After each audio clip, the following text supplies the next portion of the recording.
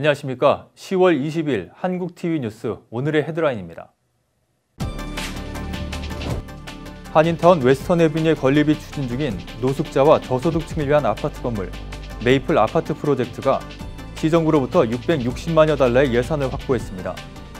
가구점이 밀집한 웨스턴 애비뉴 선상, 배월이 북쪽 지역에 건립 추진 중인 메이플 아파트 프로젝트는 노숙자나 노숙자로 내몰릴 위기에 처한 저소득층 주민들을 위해 정부가 무상 또는 소액의 렌트만 받고 장기적으로 임대해주는 아파트로 총 64유닛 규모입니다. 내년 4월 15일에 실시되는 제21대 한국 국회의원 선거의 재외선거를 총괄할 LA 총영사관 관할지역 재외선거관리위원회가 지난 18일에 결성돼 본격적인 선거 준비에 들어갔습니다.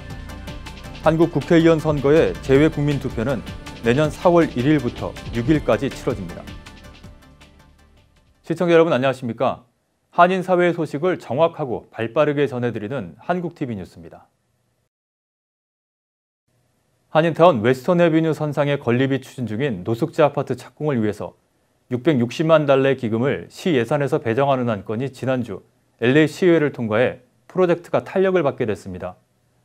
총 64유닛의 노숙자 아파트는 임시 쉘터가 아닌 반영구적인 주택 개념입니다. 자세한 소식 정현호 기자입니다. 한인타운 웨스턴 애비뉴 선상 퍼니처 거리인 로즈우드와 멜로즈 애비뉴 사이 구간에 건립 추진 중인 노숙자와 저소득층을 위한 아파트 프로젝트가 LA 시정부로부터 660만 달러의 예산을 확보했습니다. LA시의 프로포지션 HHH 기금에서 660만여 달러를 메이플 아파트 프로젝트에 배정하는 안건이 지난주 LA시 의회를 통과했습니다. 이 지역은 데빌류 사지구 시의원 관할 지역으로 데빌류 시의원은 한인 청소년회관 KYCC 그리고 도모스 디벨롭먼트와 메이플 아파트 프로젝트를 추진하고 있습니다. Sure, the Maple Apartments will be a permanent supportive housing apartment building. What that means is it will provide both housing and services to those who are currently experiencing homelessness in the area. 537에서 541 노스 웨스턴 애버뉴에 지어질 메이플 아파트는 노숙자 혹은 노숙자로 내몰릴 위기에 처한 저소득층 주민들을 위해 정부가 무상 혹은 소액의 렌트만 받고 장기적으로 임대하는 아파트로 총 64유닛으로 지어집니다. 한인 청소년회관 KYCC가 아파트 운영을 맡아 노숙자의 재활을 돕고 세입자들이 필요한 헬스케어와 정신건강, 법률 서비스 등 사회복지 전반에 걸친 서비스를 맞춤으로 제공합니다. 저희가 이제 완공이 되면 거기에 입주돼 있는 분들을 이제 노숙자나 그런 위기 상황에서 벗어나기 위해서 뭐 파이낸셜 코칭이나 뭐 텍스 리턴이나 뭐 카운슬링 서비스나 여러 가지 이제 소셜 서비스가 필요하잖아요. 그것을 저희가 무료로 제공하는 그런 이제 파트너십을 갖게 된 거죠. 메이플 아파트는 2, 3년 내에 완공을 목표로 하고 있으며 완공을 위해서 추가 예산이 확보돼야 합니다. LA시 사지구에서는 이번 웨스턴길 프로젝트가 6번째로 앞서 추진된 5개 노숙자 아파트 중 일부는 현재 공사 중입니다.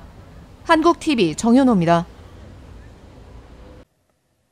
내년 4월에 치러지는 한국의 국회의원 선거에 LA 지역 재외선거를 관리할 재외선거관리위원회가 결성됐습니다.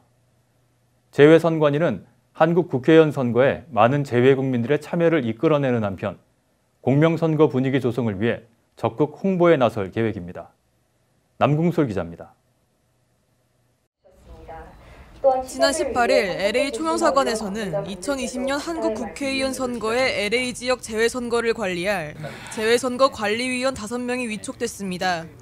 LA 총영사관의 영사 2명, 그리고 LA 지역 한인사회에서 3명이 위촉됐습니다. LA 총영사관의 양상규 영사와 중앙선거관리위원회에서 파견 나온 김수현 재외선거관, 그리고 더불어민주당에서 추천받은 이내훈 위원, 자유한국당에서 추천받은 최용조 위원, 바른미래당에서 추천받은 최석규 위원이 재외선거관리위원으로 위촉됐습니다. 김수현 재외선거관이 위원장을 맡고 양상규 영사가 부위원장을 맡아 본격적인 재외선거관리 체제에 들어갔습니다. 내년 4월 선거를 앞두고 이렇게 제 공간에 이렇게 재선거관리위원회가 설치가 돼서 앞으로 이렇게 그 공정하고 투명한 그런 국정선거가 되도록 우리가 함께 노력을 해야 할 것 같습니다. 특히 여기 LA 한인사회는 전 세계에서 가장 많은 한인이 거주하고 있기 때문에 재선거에 있어서도 또 가장 큰 의미를 갖고 있습니다. 그래서 많은 동포들이 참여하에 선거가 공정하게 이렇게 치러질 수 있도록 이렇게 노력을 많이 해주시기 바랍니다. 한국 대선과 달리 국회의원 선거는 재외국민의 투표 참여도가 낮아 다가오는 내년 4월 선거에서 재외국민의 투표율을 끌어올리는 것이 관건입니다. 21대 한국 국회의원 선거는 내년 2월 15일까지 재외선거인 신고와 신청 접수를 받고 내년 2월 26일부터 3월 6일까지는 재외선거인 명부 작성이 이뤄지며 재외투표는 내년 4월 1일부터 4월 6일까지 치러집니다. 공관 외에 추가 투표소 설치 여부와 장소는 추후 재외관리위원회에서 결정됩니다. 한국TV 남궁솔입니다. 오늘의 지역 단신 전해드립니다. LA 카운티에서 올 독감 시즌 들어 독감으로 인한 첫 사망자가 보고됐습니다. 사망자는 지병이 있는 중년의 주민으로 드러났습니다. 이번 주 들어 가주의 고온건조한 날씨와 강풍으로 산불 위험이 또다시 높아지면서 PG&E와 남가주 에디슨사가 또 한 차례 강제 단전 조치에 들어갈 수 있다고 경고했습니다. PG&E는 오는 23일쯤 가주 내 뷰트와 마린, 샌호아킨, 욜로, 그리고 유바 등 17개 카운티에 단전을 고려 중입니다. 한국어지능재단과 한식세계화협회가 오늘 오렌지 카운티 라미라다 고등학교를 찾아 학생들에게 한식 런치 도시락 1000개를 나눠줬습니다. 한식을 통해 한국어와 한국 문화에 대한 타인종 학생들의 관심을 고취시켜 미 전국 공립고교의 한국어반을 늘리자는 취지입니다. 최근 한인타운 도로 곳곳에서 보행자와 차량에 대한 자전거 경관들의 단속이 눈에 띄게 늘었습니다. LA의 교통사고가 늘어나면서 예방 차원에서 LA 경찰국의 집중 단속이 보행자들에게까지 확대되고 있어 한인들의 주의가 요망됩니다. 다음은 전국 각 지역 단신입니다. 뉴욕시의회가 세입자들의 개인정보를 건물주가 입주자의 동의 없이 제3자에게 판매하는 행위를 금지하는 방안을 추진합니다. 킬리스 현관을 설치한 건물에서 수집되는 개인정보를 건물주가 세입자의 동의 없이 제3자에게 판매를 하거나 개인정보를 이용해 세입자를 괴롭히거나 쫓아내는 행위 등을 금지하는 내용을 담고 있습니다. 불우이웃을 돕기 위해 지난 19일 미주 한국일보가 주최하고 워싱턴 한인복지센터가 주관한 제5회 사랑 나눔 걷기 대회가 포토맥 강가인 캐더락 파크에서 열렸습니다. 지난 4년 동안 복지센터와 한국일보는 사랑의 구호기금 걷기 대회를 통해 $22만 모금해 어려운 가정에 도움을 줬습니다. 샌프란시스코 도시교통청은 샌프란시스코 마켓 스트리트 2마일 구간을 보행자와 자전거 이용자에게 안전한 지역으로 만들기 위해 일반 차량의 통행을 금지시키는 방안을 만장일치로 통과시켰습니다. 이 구간은 시내버스와 보조교통차량, 택시, 배달 목적 상업용 차량을 제외한 일반 개인 차량과 우버나 리프트 같은 라이드쉐어 차량의 통행이 금지됩니다. 시애틀 한인 커뮤니티가 연임에 도전하는 시택 시의회 피터 건 시의원을 위해서 지난 20일 후원 행사를 열었습니다. 2016년부터 시택 시의원을 역임해온 권 의원은 오는 11월 5일 선거에서 결전을 치릅니다. 하와이 중학생 전자담배 흡연율이 전국에서 최고, 고등학생 전자담배 흡연율은 두 번째로 높은 것으로 나타났습니다. 전자담배를 사용한다고 응답한 중학생은 약 16%, 고등학생은 약 26%에 달했습니다. 한국의 정치, 경제, 사회, 그리고 문화 등의 다양한 한국 뉴스를 전해드리는 로그인 코리아 시간입니다. 최혜원 앵커가 자세히 알려드립니다.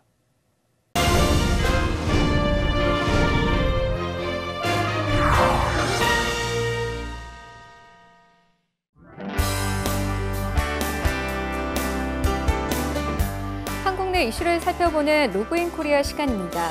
네, 먼저 첫 번째 뉴스입니다. 조국 전 법무부 장관의 부인인 정경심 동양대 교수에 대해 검찰이 구속영장을 청구하면서 조 전 장관 가족의 의혹을 둘러싼 수사가 정점을 향하고 있습니다.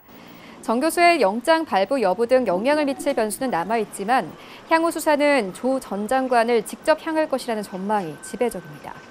서울중앙지검 특수 2부는 지난 21일 정 교수에 대해 업무방해, 허위 작성 공문서 행사, 위조 사문서 행사, 업무상 횡령 등 10개 혐의를 적용해 구속영장을 청구했습니다. 법조계 안팎에선 정 교수가 자신의 혐의를 부인하고 있고 증거 인멸 정황이 드러난 데다 사모펀드 의혹 관련 공범인 조 전 장관 오촌 조카 조범동 씨가 이미 구속됐기에 구속영장 발부 가능성이 작지 않다는 의견이 나옵니다. 검찰은 조 전 장관을 정 교수가 받고 있는 여러 혐의의 공범으로 의심하고 있습니다. 조 전 장관 개입 의혹이 두드러지는 부분은 두 자녀의 서울대 공익인권법센터 인턴 증명서 허위 발급 의혹입니다. 특히 정 교수가 검찰의 첫 압수수색 직후 자택과 동양대 연구실 PC 하드디스크를 교체할 때 이를 조 전 장관이 알고서 방조했다는 의혹도 제기된 상태입니다. 아울러 검찰은 조 전 장관이 사모펀드 투자처와 내용을 알고 있었는지, 웅동학원 허위소송 및 채용비리 의혹을 알고 있었는지에 대한 입장도 직접 들어봐야 한다고 보는 것으로 알려졌습니다. 검찰은 정 교수에 대한 구속영장 발부 여부가 결정되는 대로 조 전 장관에 대한 소환조사 일정 등을 잡을 것으로 전망됩니다. 검찰은 웅동학원 교사 채용 대가로 2억 1천만 원을 수수한 혐의를 받고 있는 조 전 장관 동생 조모 씨에 대해서도 구속영장을 재청구한다는 방침입니다. 웅동학원 의혹 관련 조 전 장관 어머니인 박정숙 웅동학원 이사장에 대한 소환 조사 가능성도 열려 있습니다. 오는 24일까지 일본을 방문하는 이낙연 국무총리가 아베 신조 총리를 비롯한 일본의 정치 경제 지도자들과 만나 한일 간 대화를 촉진하겠다고 밝혔습니다. 이 총리는 한국 현지 시간으로 20일 오전 일본으로 출국하기 직전 자신의 사회관계망 서비스에 일본에 다녀오겠다며 레이와 시대의 개막을 축하드리고 태풍 피해로 슬픔에 잠긴 일본 국민께 위로의 마음을 전하겠다며 이같이 적었습니다. 강제징용 배상 판결과 일본의 수출 규제, 한국의 한일 군사 정보 보호 협정 종료 결정 등으로 한일 관계가 1년 가까이 악화한 상황에서 이 총리가 이번 방일의 주요 목적 중 하나로 한일 대화 촉진을 꼽은 겁니다. 이에 따라 이 총리는 이번 방일 기간 동안 일본 정재계 인사들을 광범위하게 만나 양국 관계 개선을 위한 우리 정부의 뜻을 설명할 것으로 보입니다. 24일 열리는 아베 총리와의 면담에서는 문재인 대통령의 메시지도 전달될 예정입니다. 강경화 외교부 장관 또한 21일 국회 외교통일위원회 국정감사에 참석한 자리에서 문 대통령의 친서를 이낙연 총리가 가져가는 것을 장관께서 확인해 주셔도 될 것 같다며 부인하지 않느냐는 박병석 더불어민주당 의원의 질의에 네라고 답했습니다. 따라서 아베 총리와의 면담 이후 문재인 대통령의 메시지를 받아든 그의 반응에 따라 한일 정상회담이 열릴 수 있다는 예상도 나오고 있습니다. 한일 관계 정통한 외교소식통은 한일 수교 뒤 최악인 양국 관계는 이러한 즉위식이 변곡점이 될 것이라며 최고위 레벨에서 돌파구를 찾아야 한다는 점을 시사했습니다. 이 총리는 방일 기간 나루히토 일왕 즉위식 참석, 아베 총리 면담, 정재계 인사 면담, 일본 대학생과의 대화 등 14개 이상의 일정을 소화할 예정입니다. 임태훈 군 인권센터 소장은 국군 기무사령부의 촛불계엄령 문건의 원본에서 황교안 당시 대통령 권한대행 겸 국무총리가 국가안전보장회의 NSC를 주재했다고 밝혔습니다. 임 소장은 한국 현지 시각으로 21일 국방위 종합국정감사에 증인으로 출석해 당시 NSC에서 박근혜 전 대통령 탄핵을 요구하는 촛불 집회에 군사력 투입을 논의한 정황이 확인됐다며 이같이 말했습니다. 임 소장은 문건에는 박 전 대통령 탄핵 이틀 전인 3월 8일이 쿠데타의 D-Day로 되어 있다며 주장했습니다. 여야는 임 소장이 촛불 계엄령 문건의 원본을 공개하며 자유한국당 황교안 대표의 연루 의혹을 제기한 것을 놓고 상반된 반응을 보였습니다. 여당인 더불어민주당은 황 대표에 대한 검찰의 수사를 촉구했지만 한국당을 명백한 가짜뉴스라고 맞섰습니다. 홍익표 민주당 수석대변인은 논평에서 계엄령 문건 사건은 국민을 군대로 짓밟고 헌정 질서를 뒤엎으려 한 중대한 사건이라며 검찰은 이미 확보한 자료와 진술을 바탕으로 황교안 대표를 비롯한 관련자들에 대한 수사를 즉각 재개해야 한다고 밝혔습니다. 반면 이창수 자유한국당 대변인은 황 대표는 계엄령 논의에 관여한 바도 보고한 바도 없다며 이미 황 대표가 수차례 언급한 대로 모두 허위 사실이며 명백한 가짜뉴스로 진실이 규명되었으며 결론이 난 사실이기도 하다고 밝혔습니다. 여당 입법보조원 출입증을 단 임태훈 씨의 오늘 기자회견은 여당의 입장이냐며 한국당은 이번 가짜뉴스 배포 기자회견과 관련해 배후 세력은 없는지 낱낱이 살피고 강력히 법적으로 대응해 나갈 것이라고 말했습니다. 한편 정경두 국방부 장관은 임 소장이 공개한 촛불 계엄령 문건에 대해 해당 문건에 대해 보고받은 적이 없다면서 처음 인지된 사안이기 때문에 국감이 끝나고 나면 내용을 확인하겠다고 말했습니다. 네, 오늘 저희가 준비한 소식은 여기까지입니다. 캘리포니아 주간 날씨 전해드리겠습니다.